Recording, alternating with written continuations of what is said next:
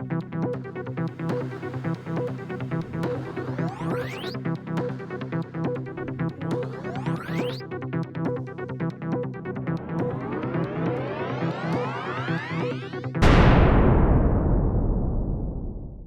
welcome to the show, Marvels. Dana and I are back, and we are here to do ABBA covers. Oh, yeah, no. we're anxious because we're going to talk about ABA, the terrible. Yeah, we're going to talk about ABA again. We're going to talk about ABA again because this is a hot. This is a hot topic. Dana and I both have, some strong opinions about it, and I come from a very, very early training in ABA. And I did a lot of ABA. I mean, I trained under Lovaas. Oh, yeah. I go back because it was the gold standard at the time. And I'm talking 25 years ago. This is where it was, and this is what we thought was right, and this is how we thought we were helping people. And then for me, as I progressed in my career, I also did DIR training, which is floor time. Oh, and it was really weird because I would call floor time people and I was an ABA person and they'd be like, we don't talk. Like you and I, we don't talk. We don't do that because we are on the opposite sides. I'm like, no. We need to talk. Oh. We are both seeing the same kiddo. Yeah. There's ABA in his life and there's floor time in his life. And what are we doing about that? Mm-hmm. And then I did ABA. I did floor time training and I got, certificates in floor time. And I didn't go much further with that training because I was like, wait a minute, I'm training to be a licensed psychologist. Yeah, and you're getting trained to be on the floor. With a developmental focus. Yeah. And so I was like, I think my psychology training teaches me how to play, does play therapy, right? Oh, so I dropped that. But I really appreciated the framework of DIR because it offered kind of bottom up framework that was missing in ABA, which was the nervous system, the neurological wiring, the sensory systems, the environmental systems. And so we were really bringing in, I feel like, as a good developmental psychologist, Bronfenbrenner and, ecological models of development and learning. Sorry, we're nerds, people. Sorry, Marvels. No, we're going there. Yeah, tell us what DIR stands for. Do you remember? Developmental and individual differences in relationship model. Oh, okay. I kind of slaughtered that. I'm sorry. I've, a lot of people call it floor time. Well, you mentioned, while you're looking that up, you mentioned Bronfenbrenner, and this is a guy who is a theorist who started to talk about these concentric circles of who we are and that we live in a pond and functioning and all, like who we are internally, who we are with our family, who we are with our community, and all these, looking at the context that someone lives in too. And he really brought that in to how you conceptualize someone's functioning, right? Yeah. Where it's you in the middle, and then right outside of you is your family, and then right outside of you is your community, and then right outside of your community is your city, and then right out to this idea that our biggest influencers are those smaller concentric circle. But we still have to consider the grand context. What's the zeitgeist of the time, right? What's happening in the world? What's happening in your immediate community? Living in California is much different than living in a Texas or a Florida or a New York, even for that matter. Those all matter, right? DIR, I was really, really close. It's the developmental individual differences relationship-based model.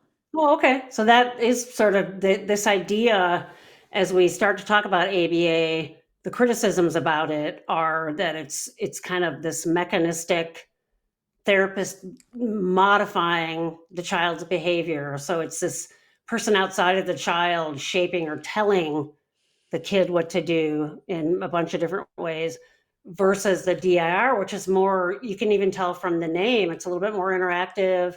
It's a little bit more of wanting to know what's going on inside that other person, like what is driving that other person. So there's a little bit more understanding about, okay, so you have this behavior. What is contributing to this behavior, right? Yeah. What are the whys of the behavior rather than just let's get rid of the behavior, which would be straight ABA. Yeah, as I progressed in my career, what DIR did for me was provide a framework for how to understand somebody. What ABA did for me is it gave me tools to teach. Okay. But not how to think about someone or not how to understand someone. Gotcha. Yeah. So I don't, and I know, so I think the piece here, because I would say that ABA can be overly reductionistic. Yeah. Because if we're just looking at SR, we're not even SOR, right? So stimulus response versus stimulus organism response. Like, I really never was encouraged, especially in my early career, to think about, okay, well, they might say, well, we do antecedent, evaluations, right? ABC charts, antecedent behavior consequence. It's like, yeah, but your antecedents don't include, at that time, they didn't include did you get your medication was changed? You didn't sleep well. Something happened on the playground yesterday. Something happened on the playground a week ago. These types of things were not. It was just like what immediately happened or preceded the behavior that we're trying to modify. Right.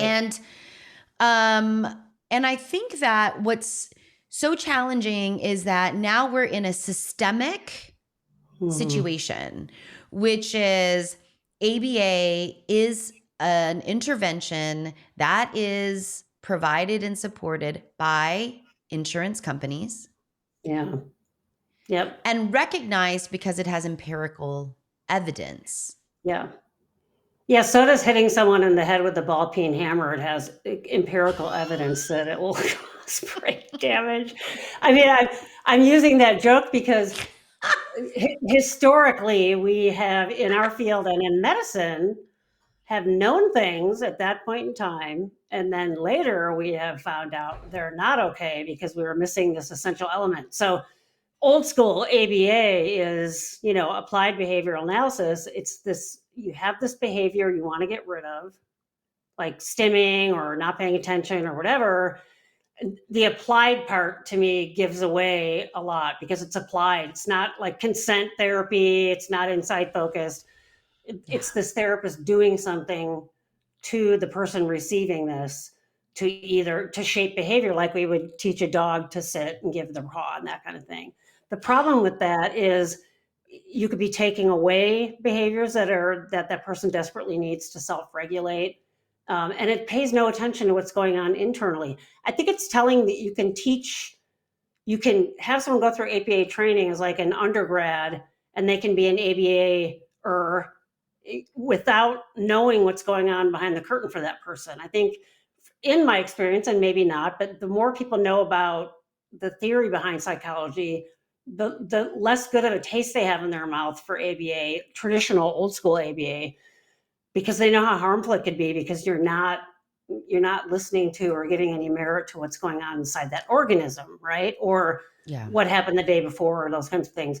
So it's a sort of applied thing. Plus it's a neurotypical's take on what a person's supposed to be like. And now I'm telling you that the way you are is pathological. And by the way, I'm going to just crunch you into this box and make you behave in a certain way. Now, what we're seeing come out of that, and the reason we're doing another one on ABA, is there are some modifications to ABA that are more empathetic. They're using different titles to describe them. Compassionate. They're using like compassionate ABA. Yeah. I have ACT, another thing that's like they're bringing in. Yeah. If you're a therapist or someone that works with autistic folks, there's two psychologists. I live in Rhode Island. I'm in touch with them. They're awesome. They have an organization called Autism Level Up. They work a lot with kids. You can find them on Facebook. You can probably Google them and find them. And what they have done is they have a lot of, one of the big projects they did recently where they live is they have these banners that they put up in playgrounds nearby where neurodiverse kids who aren't able to verbalize something can go run over there and point to affect states or something that's happened. And what's so cool about that is they are saying we need to listen to the internal state of this person. Just because they're unable to express it in the way we want them to doesn't mean they're not having it. So they're really working on getting the word out there and training therapists to bring in and giving them logical, practical, you can download their stuff, you can print it out, they have stuff you can buy that's like laminated in a way that people can use to say, the kid is rocking and won't pay any attention, and then the kid can point to something and now we know what's going on. Rather than saying, you have to stop rocking and now you have to have time out. We're going to lock you in a room with nobody, we're going to put you in a sensory deprivation room or whatever. Those are things that we know are harmful. And you see, with the internet these days, all these horrible, horrible things that have been done, especially kids that are non-speaking because they can't advocate for themselves. And so that is starting to trickle into, I think, the ABA world and saying, maybe we do need to modify it. So I think you are seeing ethical therapists are like, this needs to be modified. This is kind of messed up. And then, of course, there's the whole world that's like, no, this is the best thing ever and we're not changing. Right. Yeah. I mean, there's a few core, I think, arms, or there's like two main arms of ABA, right? Mm-hmm. One is to be used to reduce behavior. One is used to increase behavior.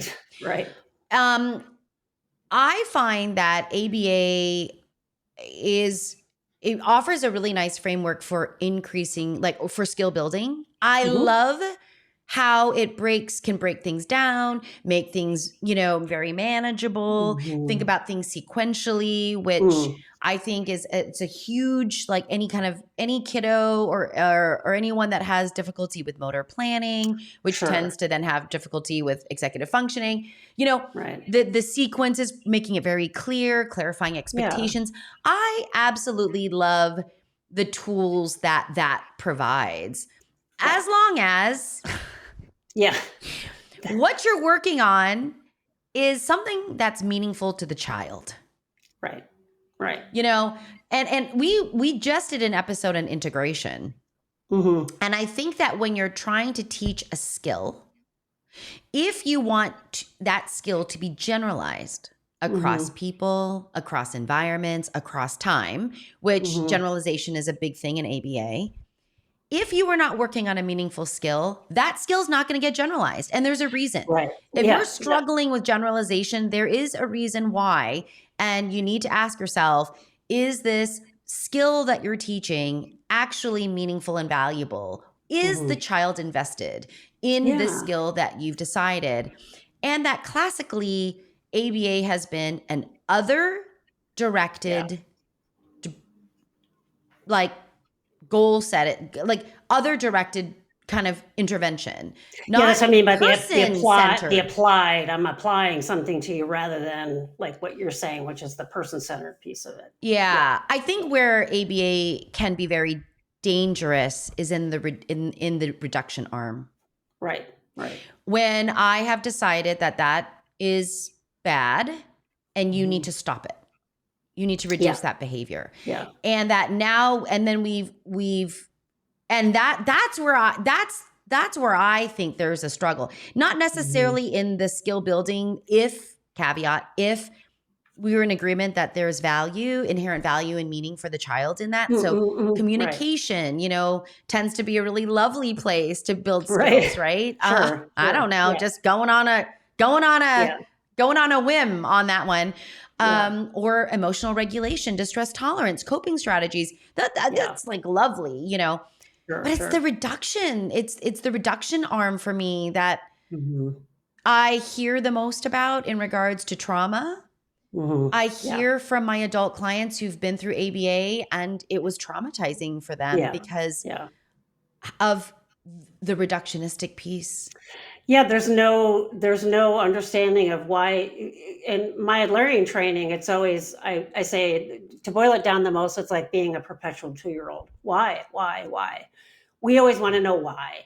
What purpose is a behavior serving? That person wouldn't be doing that thing if it weren't serving some purpose. Now, the purpose might be maladaptive or neurotic or whatever, but it's still a purpose. Sure. So us to look into it and say, why is this happening? Right. And then you bring in that kind of consent idea, like I'm stimming. Why does that happen? I'm not regulated, or I'm anxious, or I'm feeling trapped, or whatever. So now I'm going to say, okay, now you can't stim. And if you feel trapped, now it's worse, because now you're trapped and you have no regulating mechanism, right? At the very least, to be able to say, what can I let you do? Right. Okay. So now you can wiggle your foot and that's perfectly fine. It's not hurting anybody. Okay, whatever. Right. Yeah. But you have to have that knowing what's going on inside that organism. And it's different from person to person to person. Right. Yeah. And it takes time to learn those things. I'm even thinking of, I've shared on here before, people know I come from a veterinary background and animal training background. And why do we afford the same different luxuries in teaching a dog that we don't teaching humans? If I have a like breeds of dogs, like purebred dogs, right? There's a reason you don't see terriers typically as service dogs. Why is that? They're bred to do very specific things, and they're bred to be stubborn and have a mind of their own and hyperfixate on one thing and not let it go. That's what they're bred to do. You see dogs like poodles and golden retrievers and labs, and now, which is great, pit bull dogs, because they get a bad rap. Pit bulls are actually were bred initially to be family dogs and protect kids, and they're super glommed onto their humans, so they make amazing service dogs. Even in the dog world, looking at those different breeds, we're saying, I wouldn't pick that dog because of that temperament to do this task. Why are we not doing that for humans? This human is neurodiverse. Me trying to make this human do this thing, and it's just not going to work. It's going to hurt them, versus saying, okay, you're human. This is your neurology. Now, given that, what do we do? Right. And yes, it's hard when you have really little kids, because they're not good reporters of their own experience and those kinds of things, which is so great about these colleagues in Rhode Island. They're like, point to a picture, give the kid the thing, point to a picture. There are always ways to age appropriately bring in some input from the person being modified or worked on. And I think that's what some of that compassionate ABA is starting to do. Yeah. It's harder, right? It takes more infrastructure, it takes more time, it takes more compassion, but in the long run, it's worth it. Because now those kids aren't internalizing all that shame, and they're not being taught to not listen to their inner world at all. And they're going to end up healthier adults, right? But that's a big zeitgeist shift. And when you have that larger Bronfenbrenner circle, which is like insurance, will cover it, because it's, by the way, CBT is the one that insurance says, oh yeah, we have all this data. We have data on all the other types of therapy too, but it's just not as quantifiable. It's a little harder to pin down those variables. And then people say, oh, the evidence isn't as strong. It is actually. It depends on how you measure it, right? Yeah. So same thing with the ABA, like you said, building skills, we want behaviors to increase. And we know, even teaching dogs, it is way easier to train a behavior to happen than it is to extinguish it, right? Mostly because there's a reason that behavior is happening internally for that dog. And you have to figure out, what is that? Why is that dog doing that? And even then, like you and I have talked with your dog, it may just be temperamentally who they are. And then you just have to go to different lengths to try to deal with issues, right? But it takes a lot of time and understanding. Go back to child locks? Like go back to child locks on everything, even though you have no small child in your home? Yeah. Yeah, because your dog is so damn smart, it can practically open a padlock, right? With his tongue, right? Yeah. We're just praying that opposable thumbs don't come in. Dana, I mean, okay, so here we are. We're kind of in this shift, right? We're kind of in this shift. ABA continues to be out there. I do believe, and I do know many ABA supervisors and therapists who are amazing who are really, really trying to change the way in which ABA is being delivered by being more collaborative, by being more compassionate, right? By expanding their ideas of what an antecedent actually or really is. So I'm seeing that, but I think it's so right now dependent upon the person who is supervising that case or who is on that case, that where the danger I still think lies is in potentially agencies who are needing to make money off of ABA. And so now the level of training or, it's harder, as you said. What we're asking people to do is to be critical thinkers. Right? ABA is very easily applied in many ways if you are just following the rubric. This is the SD. This is the response you're expecting. If you don't, this is what you say. This is what you expect. It differs.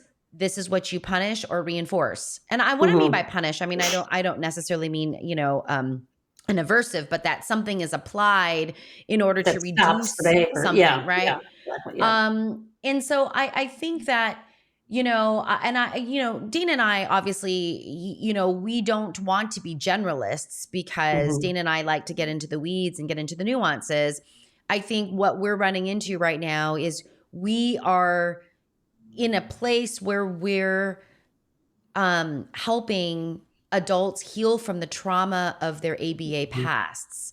So as therapists, we're seeing the emotional damage that's been done. And for me, these are people in their 20s, 30s. And so they were the recipients of the original beginnings, or the beginnings, I should say, of that very, very rigid. I mean, I carried pill cutters to cut a Skittle in 8 ways, Dana. Oh my God. I mean, like, I look back with so much shame in that. And I just have to acknowledge that at the time, that's what was the gold standard, and that's what we knew. And all I can do now is continue to evolve and shift and listen and, and understand. But I think for ABAers out there, it's like, it continues to be one of the predominant interventions that is provided as a support for families. And how do we shift this? Because families need help and they need support. Oh, sure. And I think that's why we're seeing the backlash of it now, because these 20-somethings are adults now, and they're going on social media, and rightly so, and saying this was crazy. And so we're starting to see, wait a minute, maybe we need to modify things, because now, and it really is that not about us without us thing again. Like, you shouldn't be doing something without checking in with people that belong to that diversity group to see how it's been for them. And that, the process of change in anything we're talking about tends to do that. So, and then how do you find somebody that does it passionately, or excuse me, compassionately? Compassionately, compassionately. You probably have to do some interviewing of them and talk to them, and then follow your gut. If you see it going in a way that doesn't feel right to you, it's okay to do something different, or say, I'm going to take the good parts of this, and we're not going to do the parts that didn't seem so great, but it's, I think you bring up a really important point, and that is fighting against the money machine of this, both in terms of insurance and these large organizations that are just trying to maximize profit by, slapping the label on it and using it and saying, ooh, let's make as much money as we can. Because that happens too in our field. I mean, it there is, and I mean, I'm not a conspiracy theorist in any means, in any way, but this is the reality of the situation. And that people still need to pay employees and pay their bills. And, so this is happening.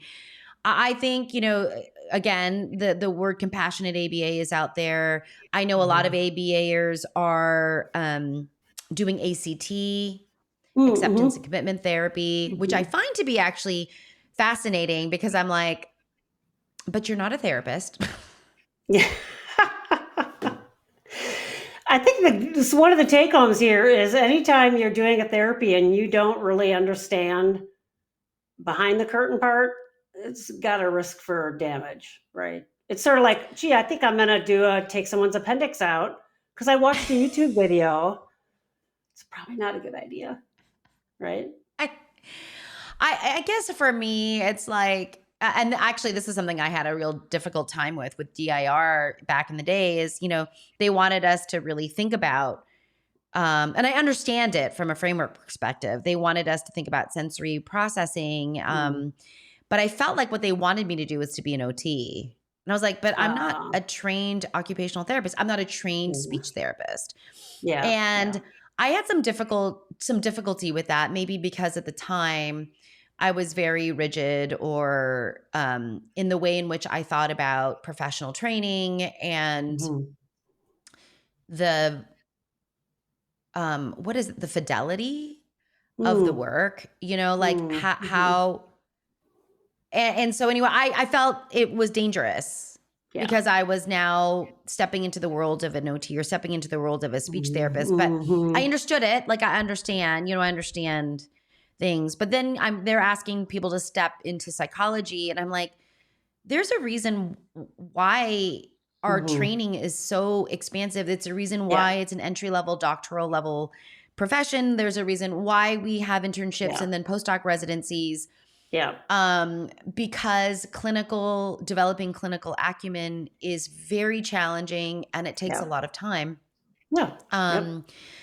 And so, I think though, how do we help people think about ABA? It's like, what I can say is if you are someone who practices ABA, really how much consent and collaboration do you have with your client? Maybe the other thing is language is not the only signal of intelligence. Yeah, exactly. Can we presume competence, please? Yep. Yes, exactly. And the other is, can we not forget that maladaptive behavior still has the word adaptive in it? Yeah, and it still has a purpose. Yeah. Yep. And that, do we really believe that people wake up and go, I want to be punished today. I want to create trouble. I want to feel terrible. I want to be anxious. I want to be uncomfortable and distressed and dysregulated. It's really powerful. Come on. You're saying that. Yeah. Yeah. Come on. Yeah. Like, if they could do better, they would. It's not a won't, it's a can't. Right. Exactly. Can we please? Like, I think for Dana and I, we are talking from I will say for myself, I'm talking from an emotional place because I have been bringing people, scraping them off the floor and trying to actually heal trauma. Right. Exactly. Yep. Yeah. I mean, I think it has to be talked about. And like to your point towards the beginning, which is, the floor play people and the ABAers weren't talking. To me, a flag always comes up when I hear things like that. We all need to be talking to each other. What is the problem in talking to each other? If we can get a better picture of what's going on, that's always going to be it. So I always get suspectful when people are like, no, I don't want to talk to you. What are you hiding? Yeah. And that, what's the bad thing in the closet that now you've got this adult who's got complex trauma and it's right out of that. Yeah. And it's complex. It's complex trauma. Dana and I did an episode on trauma and specifically complex trauma. And there is a high rate of trauma, of abuse. It's over 85%. Yep. That people have complex trauma symptoms. Unemployment, of underemployment, of, I don't know what, I mean, we know the statistics on this, it's like, so anyway, so our, for Dana and I, it's not to just, crap on an entire, discipline, right. In and of itself. But what we're asking is, there are people out there that are trying to change this. And it is maybe as a parent or as a school district that's, contracting with an ABA agency, understand how they think about people. Yeah. How do they? Yeah, I think in like another 20 years, we'll be looking at it differently. We can look back historically at different medical treatments. Or like, really, that was a thing. Yeah. So as you get that long-term data, right, the data that supports it now is short-term, and you can get short-term data for just about anything. It's when you get that longer-term data that becomes compelling. Yeah. So anyway, wow, I feel like we just kind of ended on a very somber maybe we need to. Maybe that's important for maybe this topic. That's maybe where that is. All right, Marvels. Thanks for being here. If you have any comments, let's keep them constructive, because this is a hot inflammatory topic. Let us know. We want to hear from you, actually. Dana and I really want to hear from you guys. All right, everyone. We will see you in the next episode. Bye, everyone. Be good. Bye.